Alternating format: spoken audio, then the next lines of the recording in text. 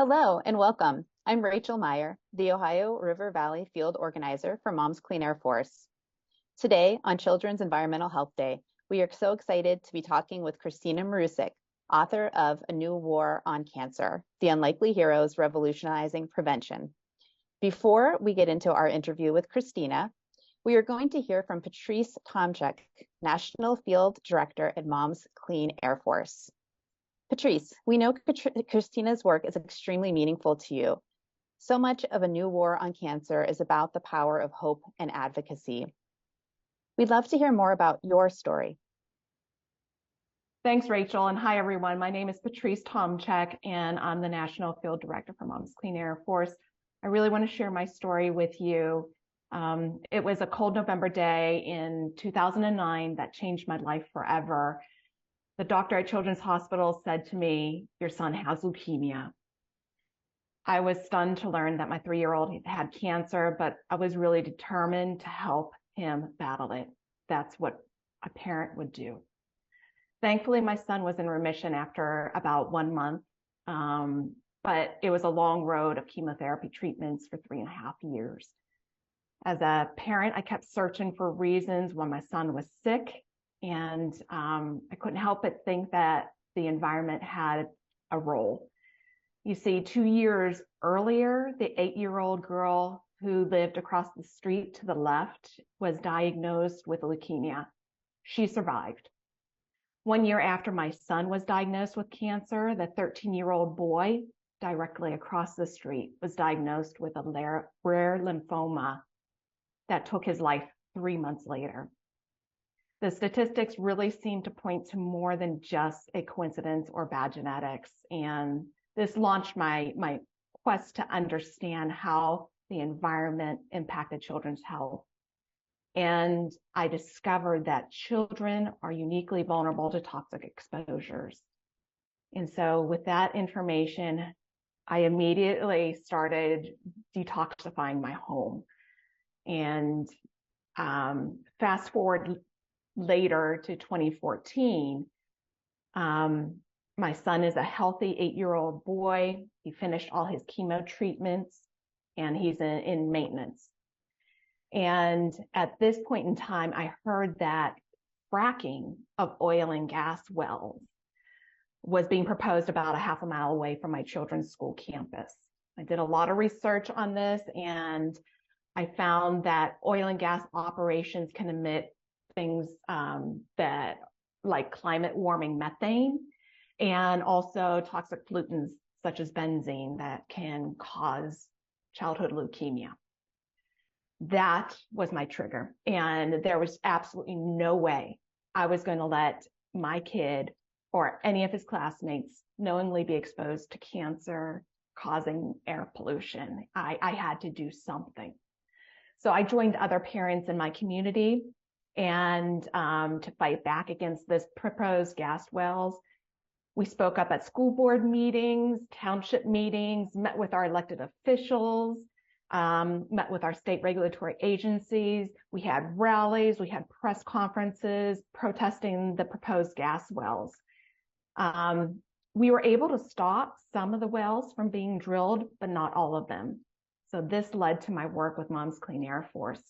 I wanted to fight for air pollution protections from dirty fossil fuel, oil and gas operations, not just for my kids in my community, but for the kids in my state and all the kids across the country.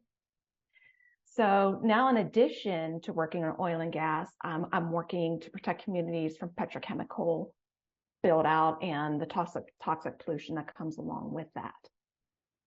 These two industries are connected, since fracking for oil and gas supplies the feedstock for petrochemical industry to make plastics. I think it's inherently known that a clean environment is needed for children to be healthy and to thrive. However, there's a clear disconnect when polluting industrial activities such as oil and gas operations or petrochemical facilities are allowed to operate near children, where they live, they learn, they play. The good news is that we're making headway with proposed standards at the federal level to protect children from oil, gas, and petrochemical pollution. In addition, we're working to transition from dirty fossil fuels to clean energy, as seen with Mom's our work on electric school buses. So this is my story, and that started with activism in my own home. Then it moved to the local, state, and federal levels. And I realized that there were things that were beyond my control. I could control my home environment, but I am surely going to make sure that the people who can protect me with laws and with actions through agencies are going to do their job and protect my children. So I want to close in saying that there's a lot of actions that people can take that really make a difference. Get involved with environmental organizations like Mom's Clean Air Force and the other organizations that are sponsoring this webinar. And there are actions that you can take that fit into your life. One of the easiest things is signing a petition. Your voice is so important. Our collective voices are incredibly powerful. So with that, I'd love to turn it back over to you, Rachel. And thank you all. Thank you so much, Patrice, for sharing your deeply personal and inspiring story with us. Leads us right into our interview with Kristina Marusic, who has written a book about other heroes like you. Ms. Marusic is an award-winning journalist who covers environmental health and justice for Environmental Health News, which is published by Environmental Health Sciences. She holds an MFA in nonfiction writing from the University of San Francisco, and her personal essays and reporting on many topics have been published by outlets including CNN, Slate, Vice, Women's Health, The Washington Post, MTV News, The Advocate, and Bustle, among others. She lives in Pittsburgh with her partner of 10 years, Michael, and the cutest dog in the world, Mochi. You can visit her online at KristinaMarusic.com. Now I'm going to hand things over to Mom's Clean Air Force Pennsylvania Field Organizer, Vanessa Lynch, for our interview. Thanks so much. And thanks, Patrice, again, for telling your story.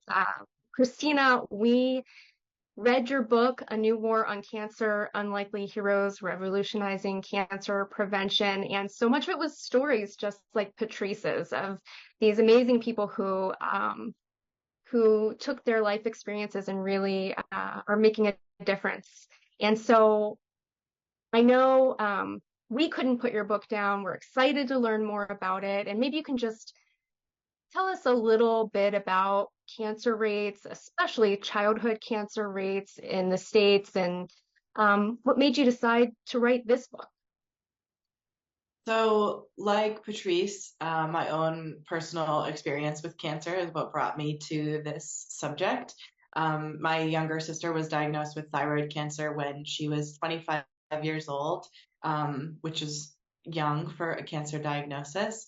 And that was really surprising and scary for her, of course, and for our whole family. She's just 2 years younger than me, so I was also young at the time. And her doctor said that thyroid cancer usually runs in families, but no one else in our family had ever had it. No one else has had it since. And so her doctor said in this kind of offhand way that, perhaps she was exposed to something that might have increased her cancer risk. But when we asked for more information, they really didn't have much more to offer. And when we tried to kind of do our own Googling about this, we just couldn't find much in the way of answers about, what might she have been exposed to? Why might this have happened?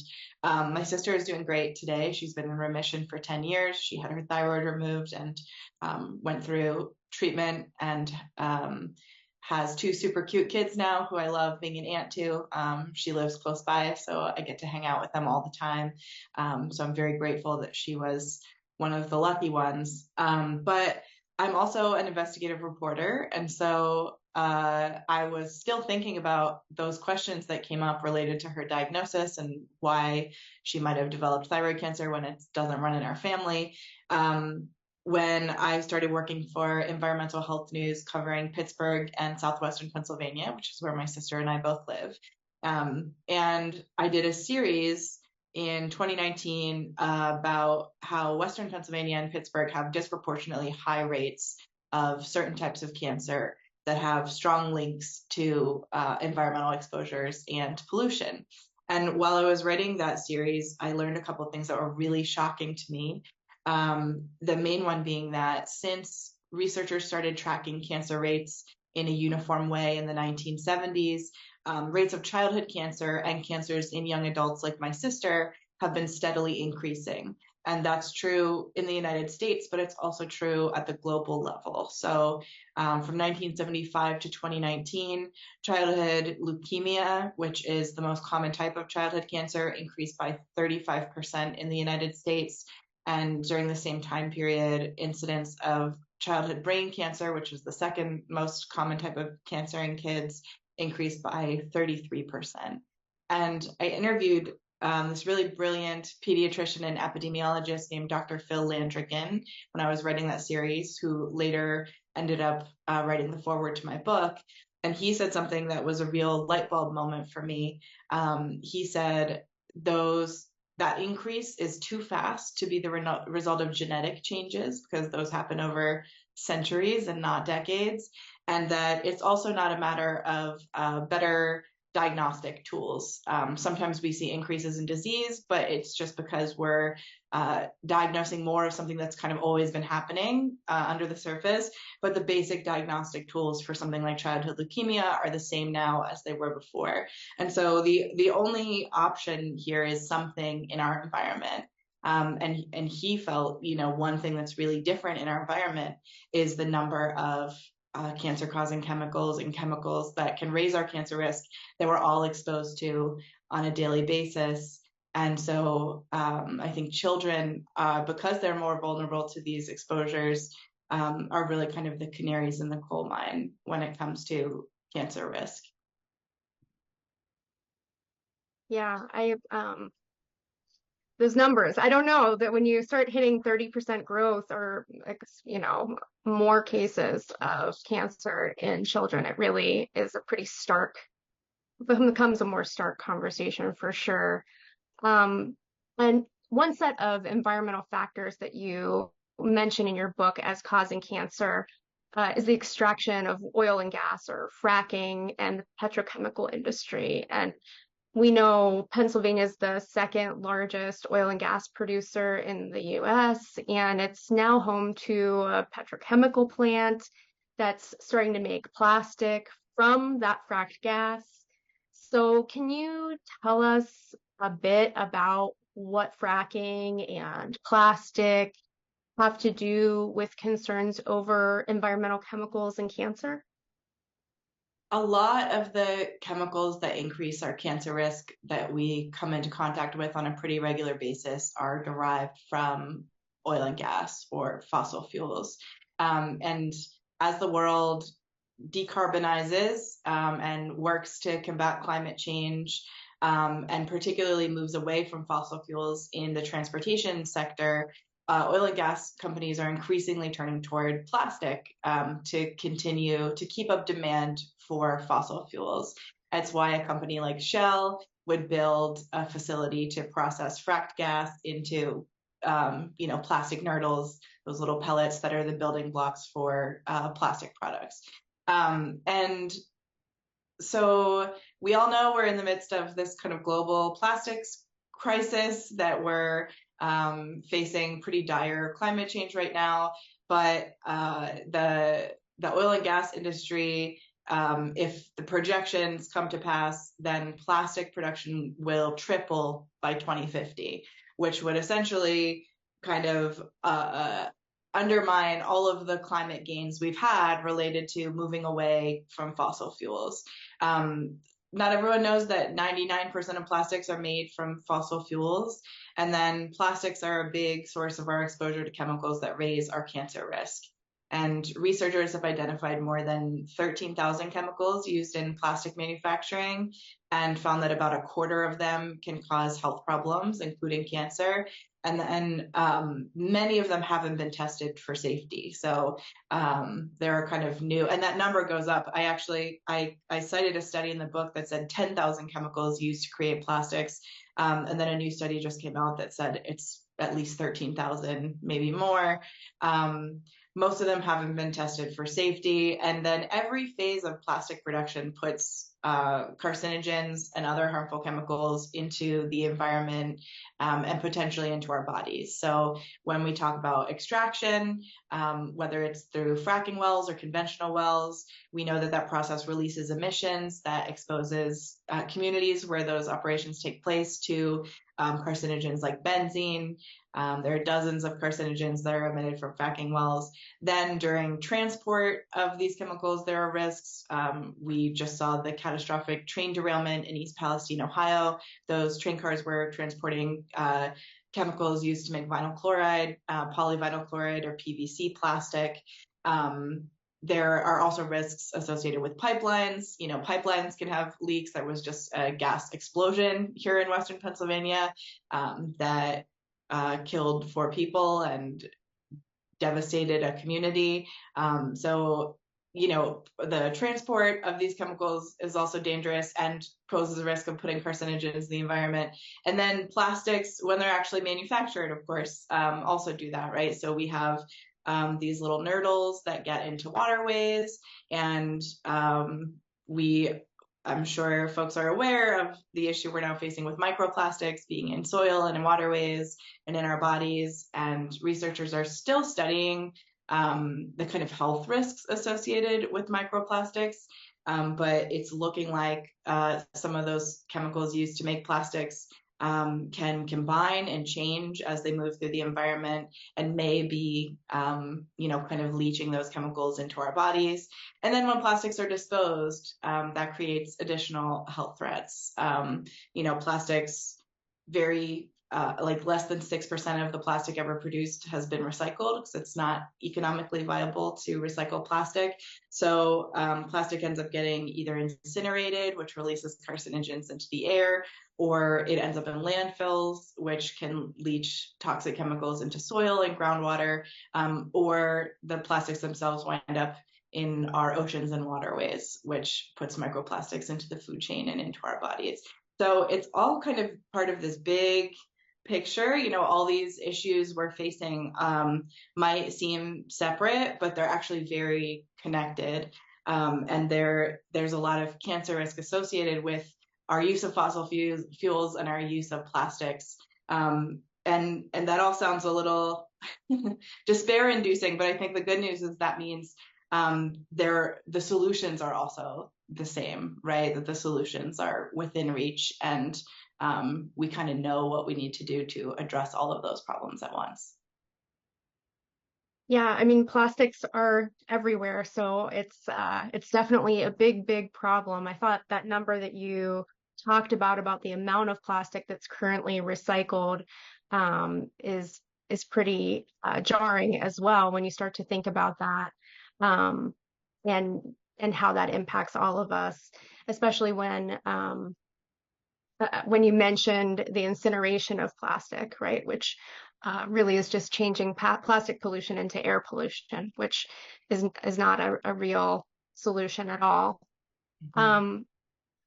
So, and another thing that you really talk a lot about in your book that I think is really important, and I'm so glad that you talk about the fossil fuel conversation in this whole picture kind of way. I think this sort of reflects that same kind of look at how interlinked conversations become. And so one of the things that you talk a lot about are how interlinked the issues of racism, poverty, and pollution are, especially in one of your interviews in particular with Melanie Mead, who's from Clairton, Pennsylvania, is a community advocate, working on air pollution around the Clairton Coke Works.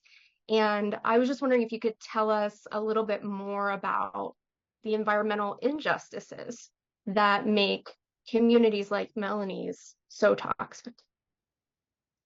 I think when we think about environmental justice, we tend to think about low-income communities of color.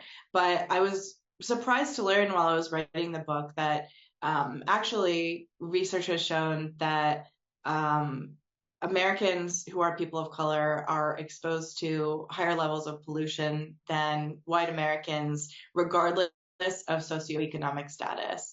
Black Americans are exposed to more carcinogens and air pollution, again, regardless of socioeconomic status, and that's true across both urban and rural areas. So that's kind of different than what we tend to think of when we think of environmental justice communities.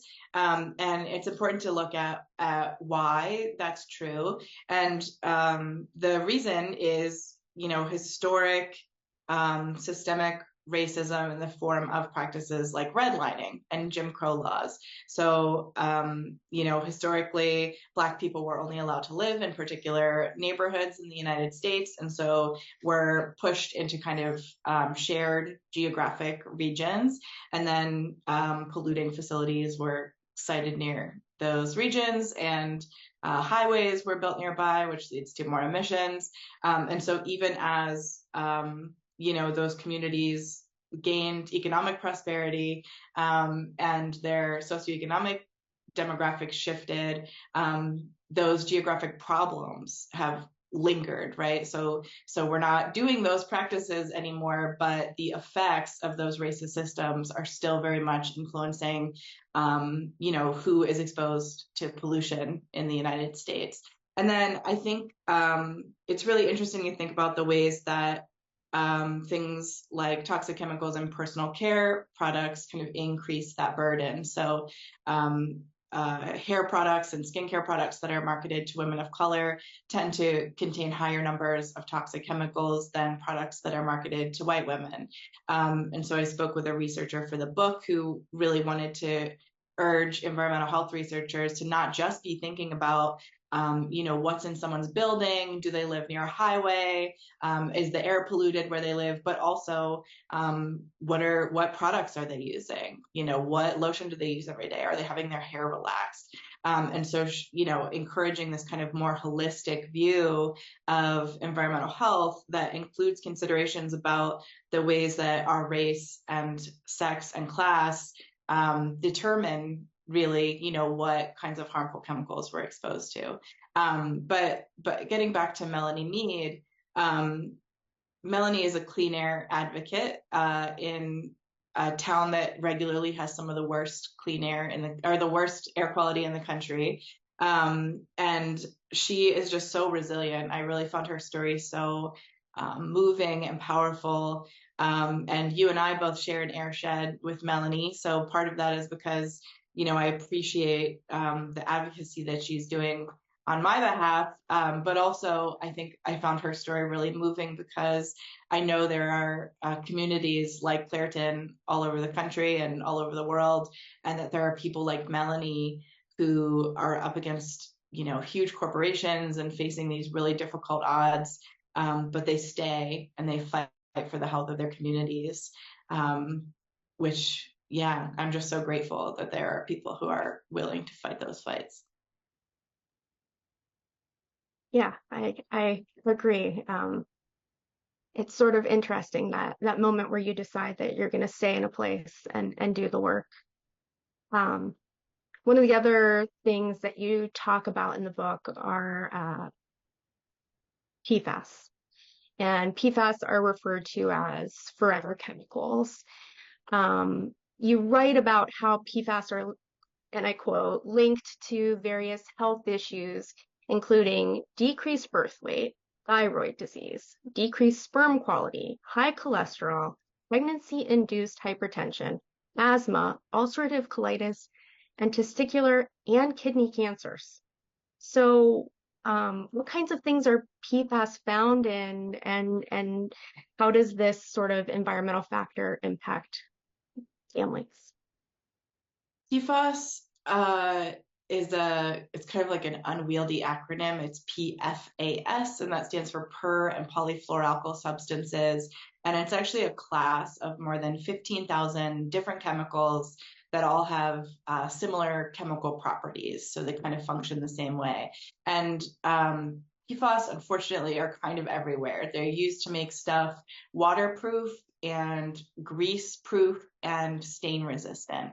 So they're used on the piece of paper that's underneath every pizza you've ever ordered. That's almost always coated in PFAS. To-go cardboard boxes that have like a shiny coating are often coated in PFAS. Same with those pieces of paper that are wrapped around baked goods.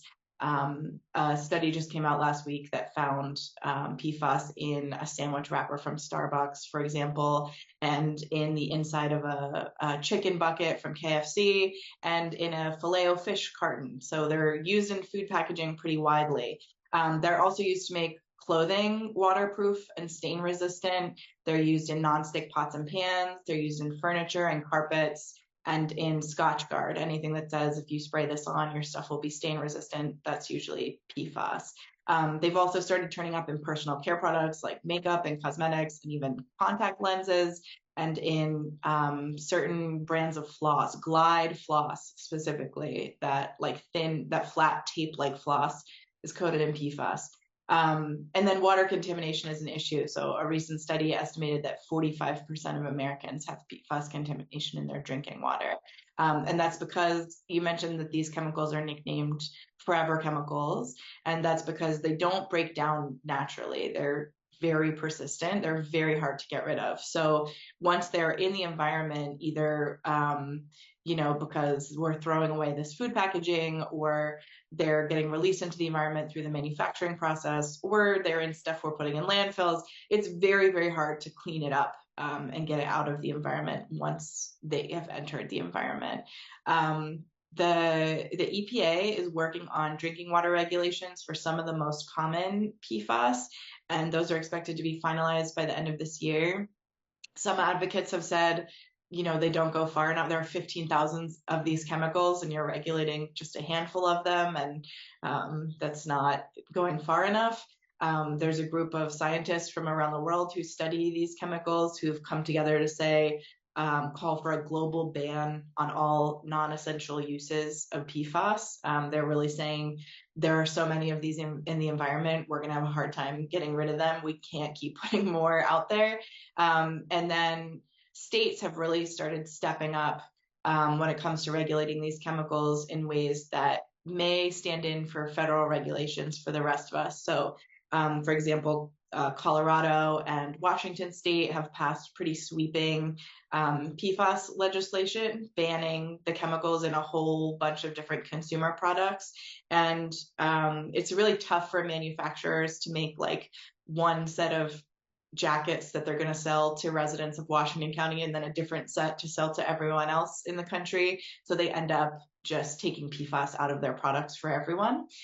So these state regulations can actually be a really powerful tool in kind of, helping get PFAS out of the supply chain.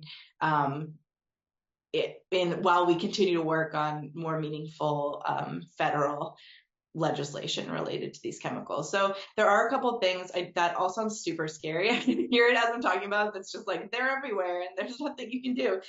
There are a couple big things you can do to reduce your family's overall exposure to PFAS. So one is just cooking at home more often than you eat takeout food to avoid those packaging exposures a little bit.